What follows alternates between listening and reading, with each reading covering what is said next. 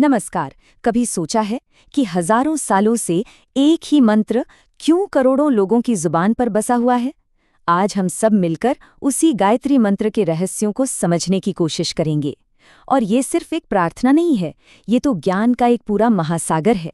हमारी इस पूरी चर्चा का आधार होगा गायत्री मंत्र अर्थभास्कर ग्रंथ।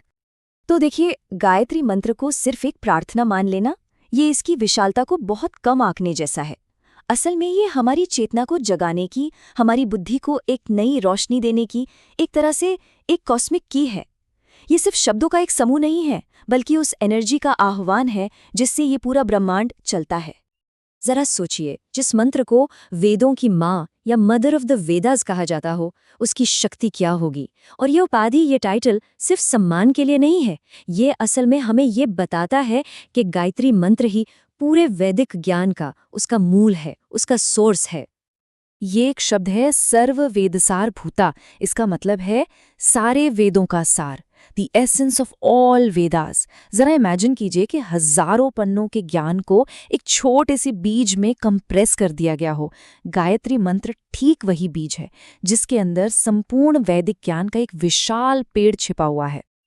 तो चलिए अब पहले इस महामंत्र को सुनते हैं और फिर इसके एक एक शब्द की गहराइयों में उतरेंगे और इसके रहस्यों को परत दर परत खोलने की कोशिश करेंगे।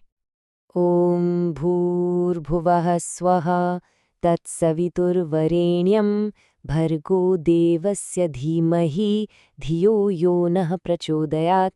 सुनने में कितना पावरफुल है ना? ये सिर्फ 24 अक्षर नहीं है, इन्हें ब्रह्मांड के 24 एनर्जी सेंटर्स की तरह माना जाता है। इनमें ध्वनि और अर्थ का एक कमाल का बैलेंस है। चलिए अब इस मंत्र रूपी हीरे के एक एक पहलू को, एक एक फैसेट को करीब से देखते हैं। हम पाएंगे कि इसका हर शब्द अपने आप में एक पूरा ब्रह्मांड समेटे हुए है। और जब इन सबको एक साथ समझेंगे ना, तभी इसकी असली चमक दिखाई देगी। तो मंत्र की शुरुआत होती है ओम से, जो कि उस परम शक्ति की एक यूनिवर्सल साउंड है। फिर आते हैं 3 शब्द, भूः मतलब ये धरती, ये फिजिकल वर्ल्ड, हमारा शरीर, भुवः यानी हमारे मन और विचारों का आकाश, द मेंटल वर्ल्ड, और स्वः हमारी आत्मा का आनंदमय लोक, द स्पिरिचुअल रेल्म। सिर्फ इन 3 शब्दों से ही हम फिजिकल, मेंटल और स्पिरिचुअल तीनों डायमेंशन से जुड़ जाते हैं। अगला हिस्सा है तत्सवितुर्वरेण्यम। इसका मतलब है हम उस श्रेष्ठ सवित्र का ध्यान करते हैं। अब सवाल उठता है कि ये सवित्र कौन है? तो देखिए, ये वो दिव्य ऊर्जा है जिसे हम अक्सर सूर्य के रूप में समझते हैं।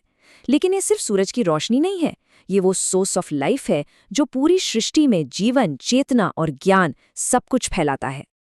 और अब आता है मंत्र का दिल, उसका कोर, भर्गो देवस्य धीमहि। इसमें भर्गो का मतलब है वो दिव्य तेज, वो डिवाइन रेडियंस जो हमारे अंदर के हर तरह के अंधकार को, हर अज्ञान को बस जलाकर राख कर दे। और धीमहि का मतलब है हम उसी दिव्य प्रकाश पर डीपली मेडिटेट करते हैं, उसे अपने अंदर एब्जॉर्ब करने की कोशिश करते हैं। और ये जो अद्भुत व्याख्या है, ये कोई आज की नहीं है। हमारा जो स्रोत ग्रंथ है गायत्री मंत्र अर्थभास्कर, उसमें भी बिल्कुल इसी गहरे अर्थ के बारे में बताया गया है। ये एक रिमाइंडर है कि हम एक हजारों साल पुरानी ज्ञान की परंपरा से जुड़ रहे हैं। और आखिर में आती है वो प्रार्थना, जो इस पूरे मंत्र का निचोड़ है, अ हम्बल रिक्वेस्ट, धियो यो नः प्रचोदयात्। इसका बहुत सीधा सा मतलब है, हे दिव्य प्रकाश, हमारी बुद्धि को सही रास्ते पर चलने के लिए इंस्पायर करो, उसे प्रज्वलित करो। बस यही इस मंत्र का अल्टीमेट गोल है, एक एनलाइटेंड इंटेलेक्ट, एक प्रकाशित बुद्धि। ठीक है, तो अभी तक हमने मंत्र के हर मोती को अलग अलग करके देखा। अब चलिए इन सभी मोतियों को एक धागे में पिरोते हैं और देखते हैं कि ये ज्ञान की पूरी माला एक साथ कितनी सुंदर और पावरफुल लगती है। तो अगर सब कुछ जोड़कर देखें तो गायत्री मंत्र आखिर है क्या? सीधी सी बात है, ये उस परम प्रकाश का ध्यान है।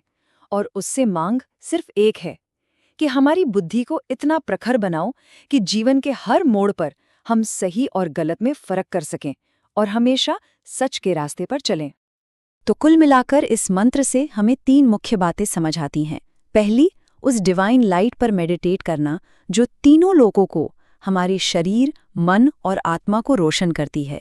दूसरी उस तेज को अपने अंदर फील करना, और तीसरी ये प्रार्थना करना कि वही प्रकाश हमारी बुद्धि को हमेशा सही दिशा दिखाए।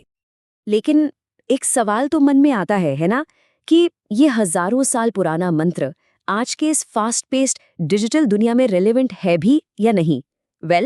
इसका जवाब शायद आपको हैरान कर दे। 1 मिनट के लिए सोचिए, जमाना चाहे पत्थर का हो या स्मार्टफोन का, एक चीज है जो कभी नहीं बदलती, और वो है सही फैसला लेने की चुनौती। गायत्री मंत्र असल में बस इसी की तो प्रार्थना है, एक क्लियर माइंड, एक इल्यूमिनेटेड इंटेलेक्ट। और इसीलिए ये किसी एक धर्म या पंथ तक सीमित नहीं है, ये हर उस इंसान के लिए है जो अपनी जिंदगी में क्लैरिटी चाहता है। और हमारे जो श्रोत ग्रंथ हैं वो भी इसी बात को कंफर्म करते हैं कि गायत्री मंत्र की शक्ति टाइम बाउंड नहीं है। ये सिर्फ एक मंत्र नहीं है, ये तो जीने का एक तरीका है, एक फिलॉसफी है, एक ऐसी फिलॉसफी जो हमें रोज बेहतर फैसले लेने और एक ज्यादा अवेयर लाइफ जीने के लिए इंस्पायर करती है। तो इस पूरी बातचीत के आखिर में एक सवाल मैं छोड़ना चाहूंगा। आज हम सब इन्फॉर्मेशन के एक अंतहीन समंदर में हैं। गूगल, सोशल मीडिया, हर तरफ से डेटा की बौछार हो रही है।